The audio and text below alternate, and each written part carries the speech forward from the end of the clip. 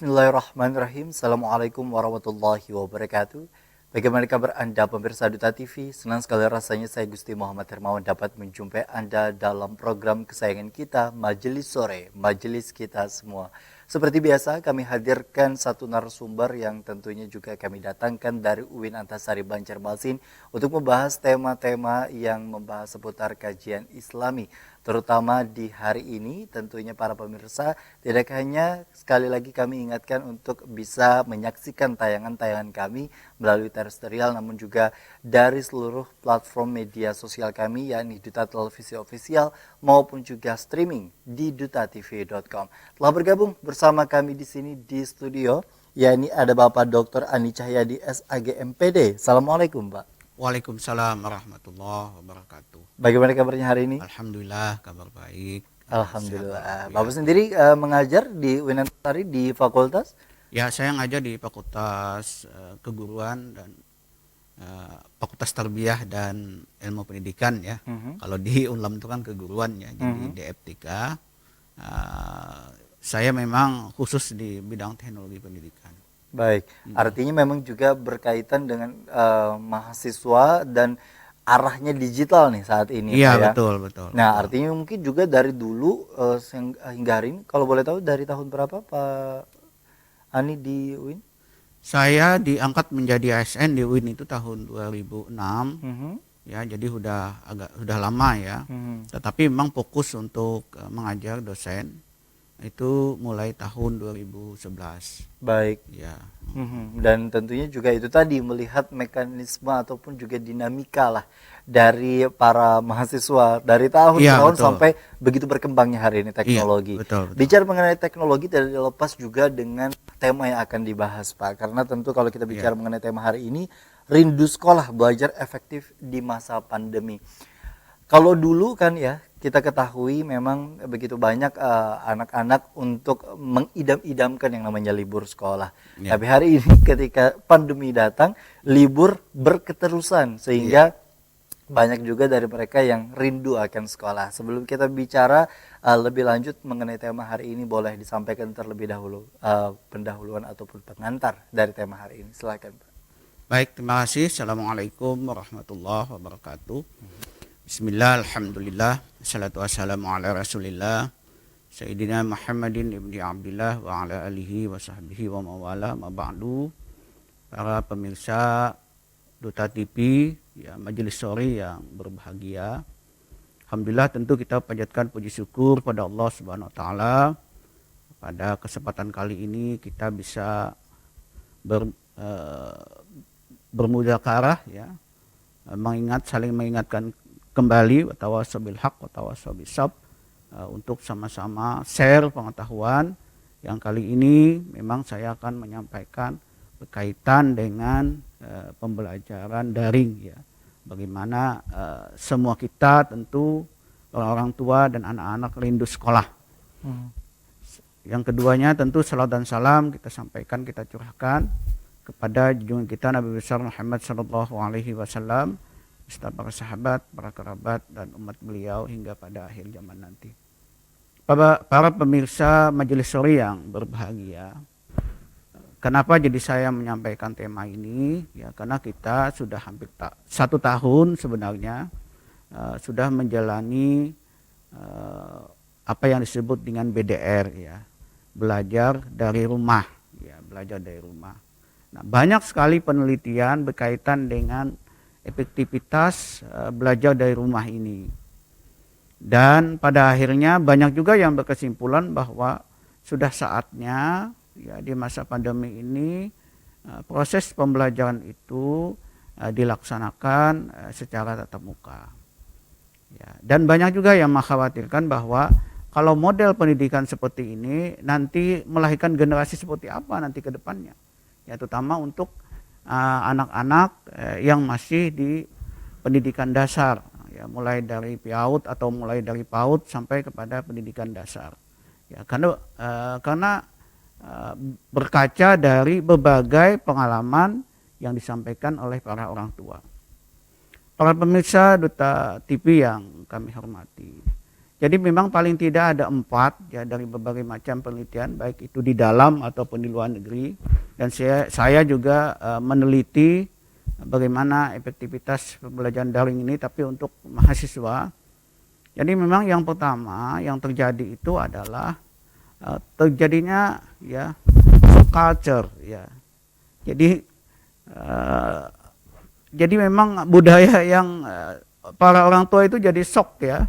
Jadi terkejut ya, dan merasa ketakutan sebenarnya. Jadi kekhawatiran tuh meskipun sudah jalan 1 tahun tuh kekhawatiran tuh masih muncul. Ya, kekhawatirannya ini ya banyak yang tidak masuk, tidak keluar dari zona khawatir menjadi zona yang membangun istilahnya. Ya, zona khawatir itu maksudnya adalah masih saja tidak mau keluar, misalnya ketakutan kemana-mana ya. Masih juga tidak terbiasa menggunakan masker. Karena memang menggunakan masker ini kalau tidak terbiasa kadang-kadang orang memang kepalanya bisa pusing ya. Betul. Iya, bisa pusing. Nah, jadi dan shock seperti ini harusnya kita sudah keluar dari zona ini ke zona membangun. Ya maksudnya apa? Maksudnya kita sudah mulai berlatih bagaimana masuk ke kebiasaan baru, apa yang disebut dengan new normal. Dan orang tua juga harusnya menyadari bahwa ini harus dirubah begitu. Kebiasaan yang sebelumnya yang biasa kita masuk di zona aman ya, zona aman ya ini harus keluar gitu kan. Nah itu yang pertama. Yang kedua memang belajar daring itu memang ternyata sangat membosankan bagi siswa. Ya, bahkan mungkin sangat melelahkan. Kenapa jadi sangat melelahkan? Karena bagi siswa memang satu yang pembelajaran daring itu yang disukai, siswa yang introvert. Siswa yang suka menyendiri memang dia suka pembelajaran daring dan merasa dia inilah kenikmatan dia. Tapi siswa yang suka berteman, ya suka bergaul begitu, yang dia memang biasa bercengkerama, nah dia ada energi lain begitu. Nah sehingga ada kegairahan untuk belajar. Nah yang ketiga memang ketika belajar itu hanya sendiri di depan laptop atau di depan gawainya ya bagi anak-anak terutama anak-anak sekolah dasar kan. Nah itu ternyata tidak ada energi positif ya yang membangkitkan dia. Nah, ya karena kalau dia dengan teman-teman ya itu paling tidak ada energi positif. Dan itu menumbuhkan kegairahan bagi anak-anak yang bukan introvert. Ya. Baik, nah artinya memang sebegitu penting untuk sebenarnya kita mengetahui bahwa karakteristik itu kan memang macam-macam. Allah sudah menciptakan dengan berbagai macam-macam karakteristik di dunia ini, terutama untuk manusia itu sendiri. Ketika masa pandemi memang segala sesuatunya berubah 180 derajat dengan kondisi yang memang mau tidak mau kondisi ini memang harus dijalankan sebagai bentuk kebiasaan baru.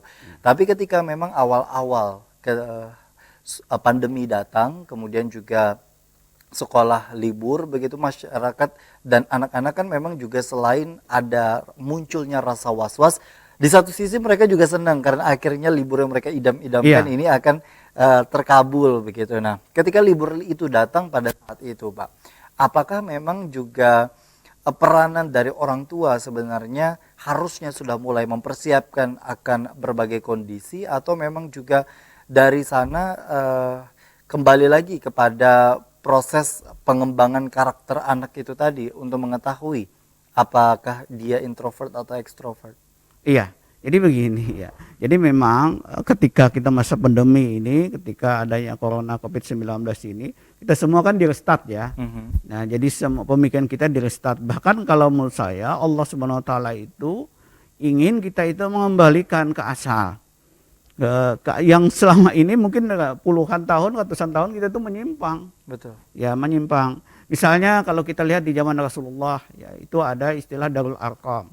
Nah, Darul Arqam itu Rasulullah kan Rasulullah itu mengajarkan Islam itu dari rumah ke rumah. Itu menggambarkan apa? Artinya pendidikan awal yang bertanggung jawab betul-betul pendidikan itu adalah orang tua di rumah begitu. Nah, oleh sebab itu kalau ingin menjadi orang tua, dia harus mempersiapkan diri betul-betul siap menjadi orang tua. Paham fungsi dan kedudukannya sebagai orang tua. Nah, sehingga ketika dia dihadapkan dengan anak, dia siap mendidik anak-anak. Oke. Nah, dalam konteks barat kan itu yang disebut dengan parenting kan. Betul. Nah, Nah. ini menarik karena ketika kita begitu bicara mengenai orang tua, banyak dari kita yang kemudian juga menikah di usia terutama saat ini begitu ya, masih Iya. terjadi berbagai fenomena di mana pernikahan muda atau pernikahan dini memang Iya. terjadi. Sehingga proses kehamilan dan lain sebagainya pun juga tidak terprogram dengan baik. Tapi Iya. terlepas dari itu semua, Pak, untuk bicara menjadi sebagai orang tua, orang tua seperti apa sebenarnya dalam hal mempersiapkan generasi selanjutnya untuk bisa mempelajari dan mengajarkan berbagai ilmu, terutama ilmu agama salah satunya. Iya, jadi betul. Jadi memang orang tua ya dalam Islam itu kan jelas sekali ya. Jadi orang tua itu menjadi orang tua artinya bapak dan ibu. Betul. Nah, itu kan tanggung jawabnya luar biasa besar. Ya, dia punya kewajiban untuk mendidik dan membesarkan dan memberikan pengetahuan agama. Makanya kan batas dari tanggung jawab orang tua itu ketika dia dinikahkan. Nah, ketika dinikahkan berpindah menjadi tanggung jawab suami. Ya, dan ibunya menjadi ibu rumah tangga kan. Nah, orang tua, nah tentu yang mula-mula dalam Islam diajarkan adalah bagaimana anak ya betul-betul paham ya, bukan hanya sekedar paham tapi mendarah daging ilmu agama pada dirinya. Kenapa itu? Makanya dalam Islam ketika dia lahir pun kan diazankan, ya kan? Nah, diazankan dia. Ini kan untuk simbol masuk nilai-nilai agama sudah mulai dari situ. Dari lahir, bahkan Dari pada lahir. saat hamil pun juga. Iya, baru hamil kita sudah disuruh untuk mendengarkan, banyak mengaji, baca-baca ayat Quran, banyak mengaji. Nah, sampai nanti makanya ya kalau kita misalnya larangan zina misalnya lah, wala taqrabu zina innahu kana fahisyatan wa sa'a sabila. Nah, makna wa sa'a sabila itu ya, wa sa'a sabila artinya jalan yang buruk itu. Maksudnya itu adalah bahwa orang tua memang kalau dia ingin keturunan yang baik, ya dia harus baik, begitu. Tidak ada jalan lain. Tidak ada jalan lain. Nah, jadi bagaimana ingin melahirkan generasi yang baik? Ya kita harus baik dulu. Nah, kita bicara mengenai baik ini seperti apa prosesnya untuk bisa orang tua itu mendidik anaknya. Nanti kita akan bahas dan diskusikan di segmen berikutnya. Tetaplah bersama kami dalam program Majelis Sore, Majelis Kita Semua.